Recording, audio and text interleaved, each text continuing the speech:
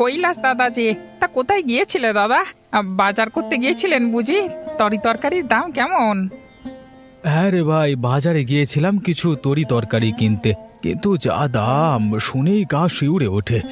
এইদিকে বৃষ্টির পানিতে মাঠ ঘাট থই থই করছে, এভাবে চলতে থাকলে বন্যায় সব কিছু ভেসে যাবে। এত দাম কিভাবে হলো দাদা? কিছুই ঠিকঠাক আসছে না বাজারে। খেতে সবজি পচে যাচ্ছে, রাস্তাঘাট জলমগ্ন, সরবরাহ কম। হ্যাঁ, এই লাগাতার বৃষ্টিতে কিছুই ঠিকঠাক আসছে না বাজারে। খেতে সবজি পচে যাচ্ছে, রাস্তাঘাট জলমগ্ন, সরবরাহ কম। হ্যাঁ, আমারও বাড়ির পেছনের পুকুরের জল উঠানে এসে পড়েছে। যদি এভাবেই বৃষ্টি হতে থাকে তাহলে তো বন্যার ভয় থেকেই যায়। আমিও তো তাই ভাবছি রে কানাই। টানা বৃষ্টি হচ্ছে, নদীর জল বিপদসীমার উপরে চলে গেছে বলে শুনলাম। আশেপাশের নিচু এলাকা তো আগে থেকেই ডুবে আছে।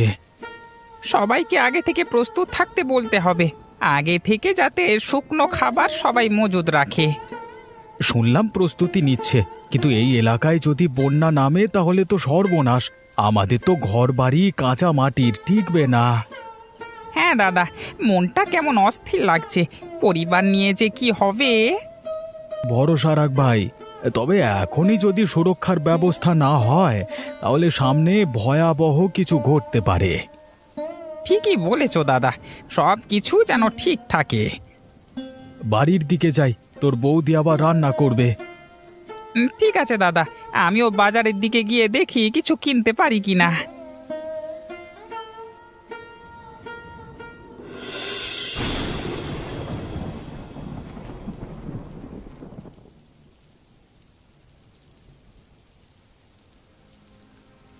এই সীমা, একটু আস্তে খা মা, গলায় যদি ভাত আটকে যায়। খাবার এত দ্রুত খেতে হয় না। মা, আমার খুব ক্ষুধা লাগছে, আমাকে আর একটু ভাত দিবা? বৃষ্টি না হলে আজকেই আমি কচু পাতা ভর্তা করতাম। কচু গাছ তো পুরোটাই জলে ডুবে আছে। এভাবে আর কতদিন চলবে জানি না। আজকে বাজারে গিয়েছিলাম, সবজির দাম শুনে তো হাত পা ঠান্ডা। গিন্নি, যাই বলো না কেন, আমার মেয়ে দুজনের রান্নার হাত খুব ভালো। ডাল দিয়ে ভাত খাচ্ছি, মনে হচ্ছে অমৃত খাচ্ছি। তা তুমি ঠিক বলেছ, বাড়ির আশেপাশে শাক পাতা কুড়িয়ে মজা করে রান্না করতে পারে। রেখা আজ ডাল রান্না করেছে, কি স্বাদটাই না হয়েছে। তোমরা সবাই শোনো, বন্যা হওয়ার সম্ভাবনা এবার অনেক বেশি। আগে থেকে আমাদের প্রস্তুত থাকতে হবে। বৃষ্টি না থামলে তো খেতে সবজি পাওয়াই যাবে না, তখন আমরা কি খাবো? আরো যদি জল বাড়ে, এই মাটির ঘর কি টিকবে বলো? মেয়েদের নিয়ে খুব ভয় লাগে। কিছু হলে পাশের স্কুলে চলে যাব, নইলে সবাইকে ডুবে মরতে হবে। বাবা, আমি একটা কথা বলি, তুমি মহাজনের কাছ থেকে কিছু টাকা ধার নাও। মোড়ের মাথায় আমাদের দুই বোনের জন্য একটা হোটেল করে দিও। আমরা ভালো রান্না করতে পারি, ওইখানে হোটেল করলে ভালো চলবে। মানুষের যাতায়াত ওইদিকে অনেক বেশি। হ্যাঁ দিদি, ঠিক বলেছিস। পাশের বাড়ির বিকাশ কাকার একটা ভাতের হোটেল আছে ওখানে। তোরা কি পারবি হোটেল চালাতে? গ্রামের মানুষ তো ভালোভাবে নেবে না, শেষে আমাদের কথা শুনতে হবে। গিন্নি, এত চিন্তা করো না, ওরা ভুল কিছু বলেনি। ওদের রান্নার হাত পাকা, ওদের ঠাকুরের মায়ের রান্নার হাত পেয়েছে। আমাদের সংসার ঠিকমতো চলে না। বর্ষার মৌসুমে মাছের দাম নেই, মাছ বিক্রি করে আর কতদিন চলবে?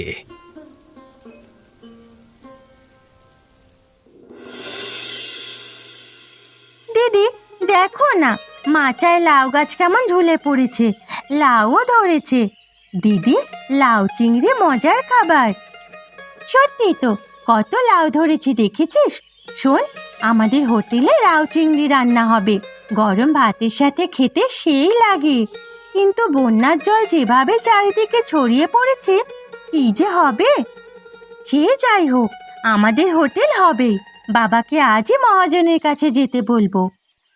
বাবা আজ ভোরে মাছ ধরতে গেছে, বাবা মনে হয় এখনো বাড়িতে আসেনি। এই সীমা, রেখা, কোথায় গেলি? এই দেখ, কচু শাক তুলে এনেছি পুকুর পাড় থেকে। আজ দুপুরে কচু শাকের ভর্তা করব। মা, দারুণ হয়েছে। এই দিদি, ভর্তাটা তুই করিস। তোর হাতের ভর্তা একেবারে জিভে লেগে থাকে। আচ্ছা ঠিক আছে, আমি করব। মা, তুমি বাবাকে একটু বোঝাও যেন মহাজনের কাছ থেকে গিয়ে টাকা ধার করে নিয়ে আসে। হোটেলের ব্যবসা থেকে যে আয় হবে সেটা থেকে মহাজনের টাকা পরিশোধ করে দেব। তোর বাবা বুঝেই গেছে মেয়েরা আর পেছনে ফিরে তাকাবে না, তবে তোদের মধ্যে ঐক্য থাকলে তবেই হবে। মনে রাখিস, কাজ একবার শুরু করলে আর পিছনে তাকানো যাবে না। থাকবো মা, আমরা দুই বোন একসাথে থাকবো। আর আমরা দুই বোন একসাথে থাকলে নিশ্চয়ই হোটেল দাঁড়াবে, সংসারেও অভাব থাকবে না। আর সেই হোটেলের প্রথম মেনু হবে লাউ চিংড়ি, কচুর শাকের ভর্তা আর ধোয়া ওঠা গরম ভাত।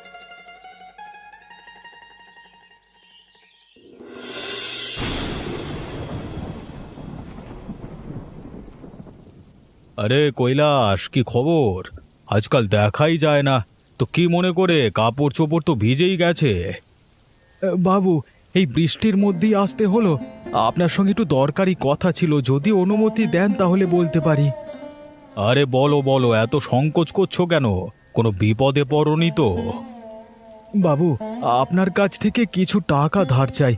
আমার দুই মেয়ে খাবার হোটেলের ব্যবসা শুরু করতে চায় মোড়ের মাথায়। ওদের রান্নার হাত অনেক ভালো। মেয়েরা ব্যবসা করবে?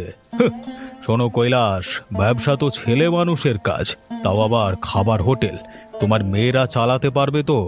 ভেবে চিন্তে কাজ করো, নইলে পরে পস্তাতে হবে। আমার মেয়েরা খুব ভালো রান্না জানে, গ্রামের লোকজনও তাদের রান্না খুব পছন্দ করে। আমি ভাবছি একটা ছোট হোটেল দিয়ে ব্যবসা শুরু করব। আমার বিশ্বাস ও হোটেল ভালো চলবে। ঠিক আছে, টাকা দিতে পারি, কিন্তু শর্ত আছে। কি শর্ত বাবু? ঠিক সময়ের মধ্যে টাকা না ফেরত দিলে তোর ভিটে বাড়ি আমার নামে লিখে দিতে হবে। এই শর্তে রাজি হলে টাকা দেব। ভিটে বাড়ি? এ বাড়ি ছাড়া তো মাথা গোঁজবার ঠাঁই নেই আমাদের। ঠিক আছে, আমি রাজি। তাহলে সময় মতো ফেরত দিও। ব্যবসা চালাতে গেলে সাহস লাগে কৈলাস।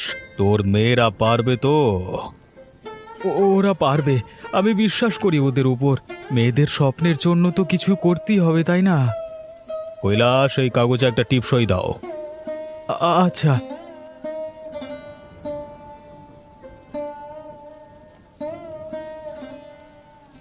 এই নাও টাকা, ভালো করে টাকাগুলো গুনে নাও। বাবু, আপনি আমার বড় উপকার করলেন বাবু। এখন তাহলে আসি। হ্যাঁ।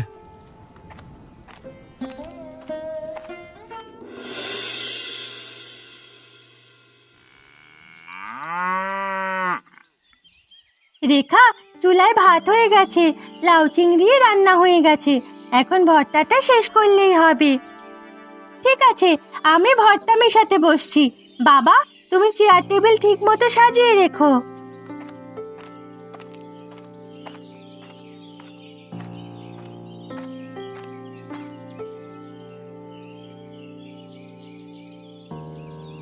আরে কৈলাস দাদা যে, মেয়ে তো দেখছি হোটেল খুলে ফেলেছো। মেয়েরা হোটেল চালাবে শুনে তো ভেবেছিলাম একটু ঠাট্টাই করছো। ঠাট্টা করিনি রে বিকাশ, ওরা সত্যি মন থেকে চেয়েছিল, আমি শুধু পাশে দাঁড়িয়েছি। মেয়ে বলে হোটেল চালাতে পারবে না, এ কেমন কথা? হুম, মেয়েদের দিয়ে হোটেল, কিন্তু ব্যবসা সামলানো কি এত সহজ? দেখি কতদিন চলে। আমার হোটেলের মাংস ভাত ছেড়ে এখানে কেউ আসবে বলে মনে হয় না। ও সীমা, প্রথম দিনে কি রান্না করেছিস? বিকাশ কাকা, আমরা জানি কাজ সহজ না, কিন্তু চেষ্টা করলে হবে। আমাদের ছোট করে দেখো না, আজকে আমরা লাউ চিংড়ি আর কচু পাতা ভর্তা করেছি। তুমি খেয়ে দেখতে পারো, প্রথম দিন সবাইকে ফ্রিতে খাওয়াবো। না না না না, আমার খাওয়ার কোনো ইচ্ছে নেই। লাউ চিংড়ি খেতে যাচ্ছে, আমিও দেখবো তোদের হোটেল কেমন চলে। ও বিকাশ কাকা, কি ভাবছো? আমাদের হোটেল নিয়ে তোমার এত চিন্তা করার দরকার নেই। তা তুই কি বলেছিস?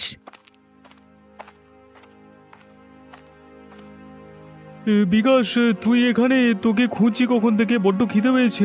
একটা নতুন হোটেল নাকি রে এটা? আসুন, আমাদের হোটেলে খেতে আসুন। লাউ চিংড়ি আর কচু পাতার ভর্তা করেছি। আমি বিকাশের হোটেলে অনেক বছর ধরে খাচ্ছি, কেমন রান্না করেছিস তার ঠিক নাই। চল বিকাশ, চল চল চল। হ্যাঁ দাদা, চলো চলো চলো।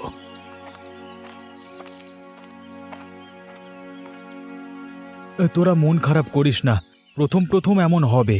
একবার তোদের হাতে রান্নার স্বাদ পেলে অন্য কোথাও কেউ খেতেই চাইবে না।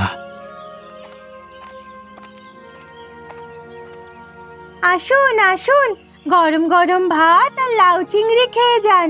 একবার খেলে আবার খেতে চাইবেন। আসুন আসুন।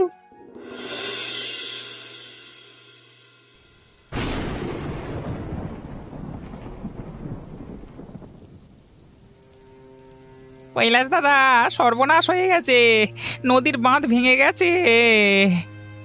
কি বলছিস রে? বাঁধ ভেঙেছে? কখন?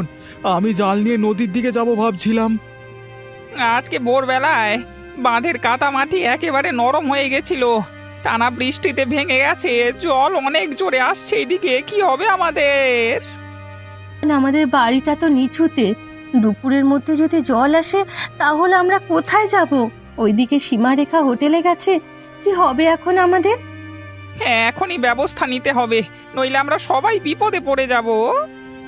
গিন্নি, তুমি শুকনো খাবার, কিছু কাপড় আর প্রয়োজনীয় জিনিস একটা বস্তায় গুছিয়ে রাখো। এই বাড়ি ছেড়ে কোথায় যাব বলো? যাই হোক না কেন, আমাদের এখানেই থাকতে হবে। তুমি যাও, মেয়েদের নিয়ে এসো। মোড়ের হোটেল জায়গাটা একটু উঁচুতে, কিন্তু যদি জল বাড়ে তবে ওটাও ডুবে যাবে। তাহলে দেরি করা যাবে না, আগে ওদের নিয়ে আসি, তারপর দেখা যাবে কি করা যায়। ভয় পেও না কেউ, আমরা সবাই একসাথে থাকলে কিছু হবে না। আগে জীবন, তারপর সব কিছু। আর কথা বাড়িও না, যাও ওদের নিয়ে এসো। বৌদি, আমিও যাই।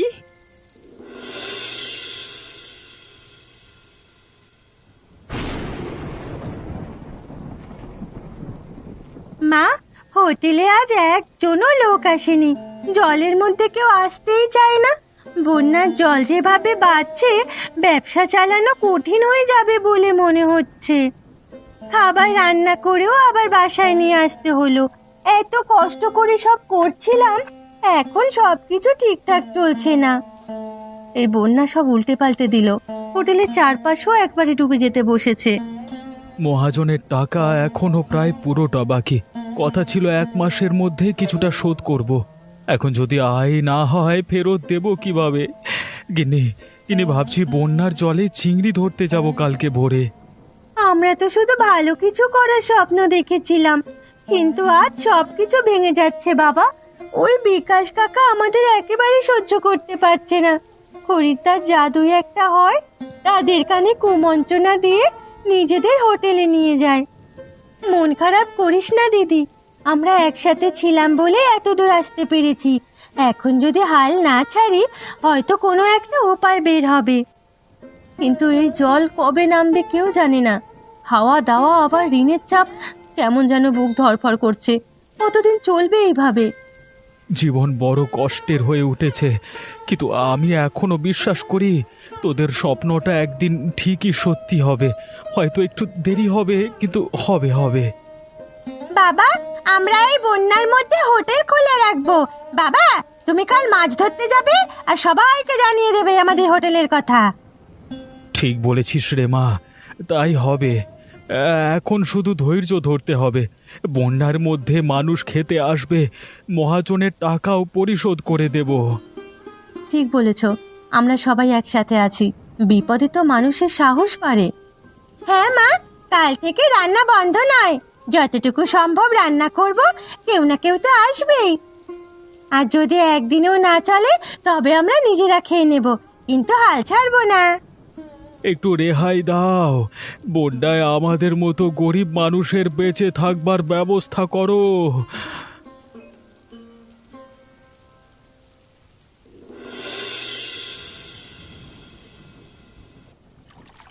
কমলা, গতকালের বেঁচে যাওয়া মাংসটা ভালো করে গরম করে দিও। আজকে আলাদা করে কিছু রান্না করবার দরকার নেই, শুনলে? এই বন্যার সময় কেউ আসে না, খরিদ্দার কম। আগের বেঁচে যাওয়া মাংসটা খাওয়ালেই চলবে, বুঝলে? হ্যাঁ গো, গরম করছি। খরিদ্দার যদি বুঝতে পারে তুমি বাসি মাংস খাওয়াচ্ছ, তাহলে বিপদে পড়বে। আরে না না, বুঝতে পারবে না। ব্যবসা কি আমার নতুন নাকি? তা শুনেছ, সীমারেখা মোড়ের মাথায় হোটেল দিয়েছে। হ্যাঁ, 2টো মেয়ে কিনা খাবার হোটেল চালায়। আমার হোটেল থাকতে ওদের বেচা কেনা হবে নাকি? হ্যাঁ, শুনেছি ওদের রান্নার হাত ভালো। দেখো তোমার ব্যবসাটা যাতে তলানিতে না যায়। কি যে বলো, দেখবে দুদিন পরেই হাল ছেড়ে দেবে। এই বন্যায় টিকতে পারবে না।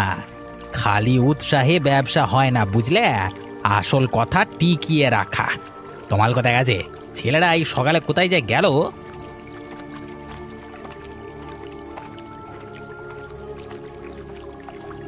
এই তো তোমাল, কোথায় ছিলিস এতক্ষণ? বন্যার জলের মধ্যে কোথায় ঘুরে বেড়াচ্ছিস?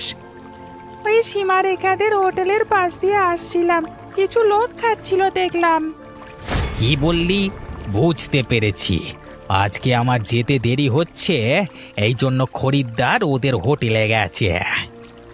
হ্যাঁ বাবা, সীমা দিদি আমাকে ডাকছিল, আমি যাইনি। যাও, এখনো দাঁড়িয়ে আছো কেন? হতচ্ছাড়ি মেয়ে দুটো হোটেল দিয়েছে। ধ্যাৎ, একদিন কিছু লোক হলে কি, বন্যার জল আরো বাড়লে তো হোটেল সহ সব ভেসে যাবে, তখন বুঝবে ওরা। ওদিকে ভিড় বাড়লে আমাদের হোটেল চলবে কি করে? চিন্তা করো না, আমার হোটেলের নাম আছে। এই কয়েকদিন চুপ করে থাকি, পরে একটা কিছু করতে হবে। তমাল শোন, তুই এখন থেকে হোটেলে গিয়ে বসবি, এখানে সেখানে ঘোরাঘুরি করিস না। এই বন্যার মধ্যে রোগবালাই হতে পারে। ঠিক আছে বাবা। আর হ্যাঁ, এই মাংস দেখিয়ে বলবি আজকে সকালেই নতুন করে রান্না করেছি। ব্যবসায় এসব করতে হয়, আর ওদের মতো বোকা মেয়েরা বুঝবে না ব্যবসা কিভাবে টিকিয়ে রাখতে হয়। হ্যাঁ, দেখ না রেখা, আজকে সকাল থেকে ভালোই লোকজন আসছে। লাউচুংদি খেয়ে সবাই প্রশংসা করছে। হ্যাঁ, সকাল থেকে লোক আসছে। আমাদের রান্নার স্বাদ মানুষের ভালো লাগতে শুরু করেছে। তারপর আবার দামও কম। কি স্বাদ! মা, তোমাদের হাতে জাদু আছে গো, লাউ চিংড়ি আর একটু হবে। ঠিকই বলেছেন মশাই, এমন স্বাদের খাবার আগে কখনো খাইনি। আর বিকাশের হোটেলে নিয়মিত খেতাম, কিন্তু কিছুদিন হলো আগের মতো স্বাদ পাওয়া যায় না।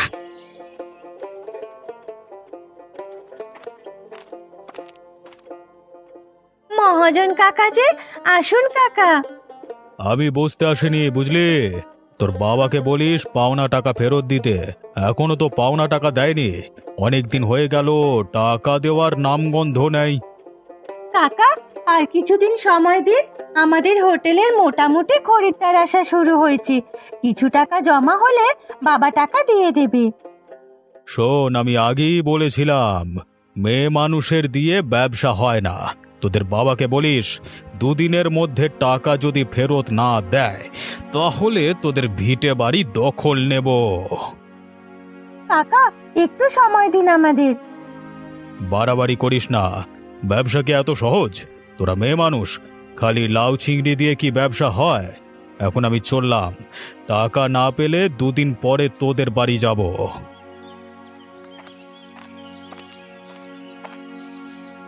দিদি, এখন কি হবে? চিন্তা করিস না, 2 দিনের মধ্যে টাকার ব্যবস্থা হয়ে যাবে। খদ্দের ভালোই আসা শুরু হয়েছে। আমাদের খাবার ভালো, দেখে সময় মতো টাকা উঠে যাবে। দিদি দেখ, লোকজন ভালোই আসছে। এইভাবে ব্যবসা চলতে থাকলে টাকা উঠে যাবে। তুই খদ্দের সামলা, আমি লাউ চিংড়ি রান্না বসিয়ে দিই।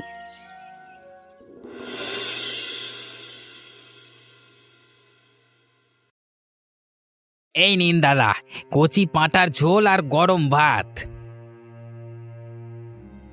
বিকাশ, আগের মতো তো স্বাদ পাওয়া যায় না। এটা কি বাসি মাংস? মানে খাবারের স্বাদ ভালো না হলে কোনোদিন আসবো না।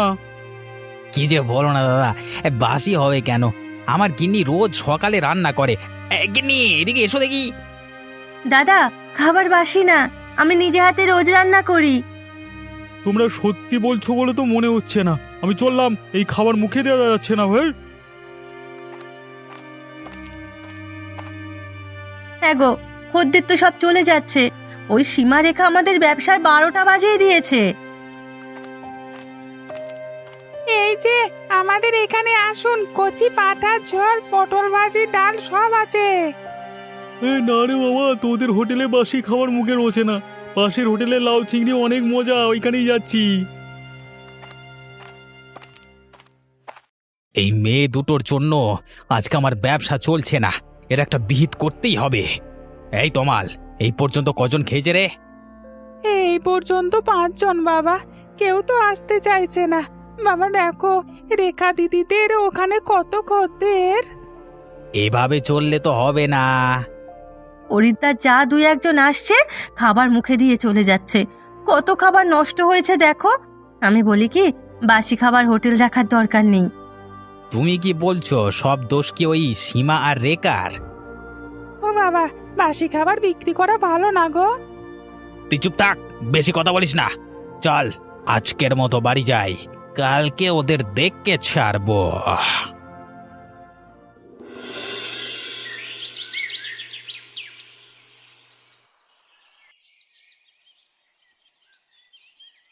কৈলাস, সময় তো অনেক দিলাম, এখন আর বসে থাকা যাবে না। আজকের মধ্যে টাকা না দিলে তোমার ভিটে মাটি আমার হয়ে যাবে। বাবু, বাবু, বন্যার কারণে তো সব কিছু বন্ধ। হোটেলও ঠিক মতো চলছিল না। হোটেলে ব্যবসা এখন ভালোই চলছে। হ্যাঁ, সময় সময় সময় তো অনেক দিলাম রে ভাই। আরে আমি তো আগেই বলছিলাম, মেয়ে মানুষ দিয়ে ব্যবসা করিয়ে লাভ হবে না, এখন ঠেলা সামলাও। আমরা চেষ্টা করছি মশাই। সীমারেখা দিনরাত কষ্ট করছে। দেখুন, কিছু একটা ব্যবস্থা হয়ে গেলে আপনাকে আমরা টাকা দিয়ে দেব। আজকের দিনটা সময় দিন। দেখলি তোরা, এই হোটেল চালাচ্ছে মেয়েগুলা। আরে ব্যবসা কি মজা করবার বিষয় নাকি?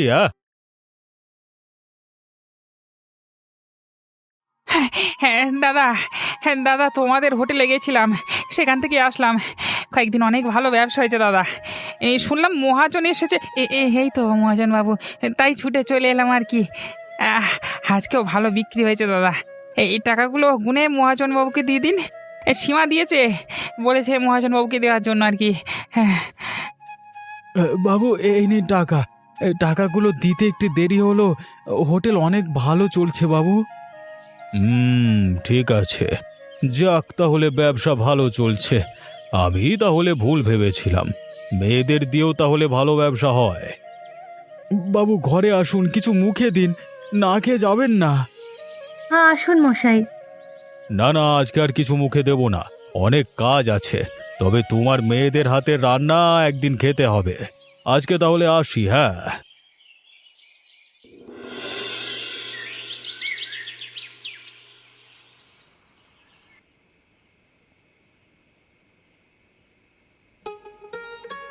আজকে সকালে জাল তুলতেই দেখি অনেক বেশি চিংড়ি মাছ ধরা পড়েছে। এমন তো বহুদিন হয়নি। এছাড়া অন্য মাছও ধরা পড়েছে। বন্যার পানি নামছে, তাই হয়তো মাছ ধরা দিচ্ছে বেশি। নদীও এখন একটু শান্ত। কিছুদিনের মধ্যে জল একেবারে নেমে যাবে। যাই বলো বাবা, বন্যার মধ্যে আমাদের হোটেল ভালোই চলেছে। আমাদের আর অভাব থাকবে না।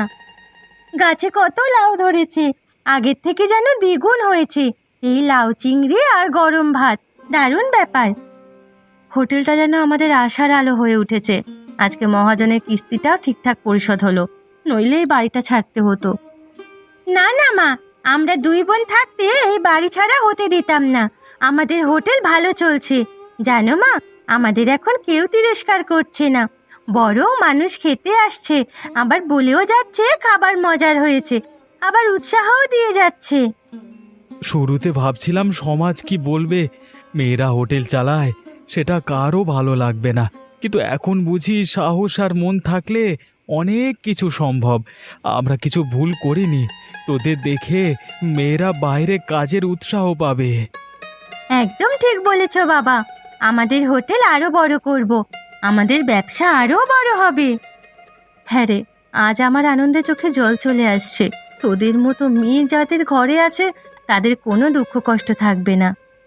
সারা দিন তোদের অনেক পরিশ্রম হয়ে গেছে, অনেক রাত হলো, এবার ঘুমানোর দরকার।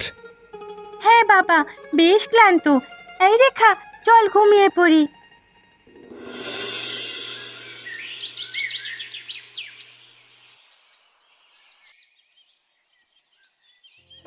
এই রেখা, আর একটাও তালা নেই।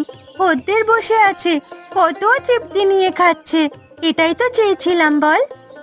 দিদি, আমি আর বাবা খদ্দের সামলাচ্ছি, তুমি আর এক হাঁড়ি ভাত রান্না শুরু করে দাও। এই যে দেখ, লোকজনগুলো এখন জায়গা না পেয়ে দাঁড়িয়ে আছে। ভাবতেই পারিনি যে কম সময়ের মধ্যে আমার মেয়েরা এত দূর এগিয়ে যাবে।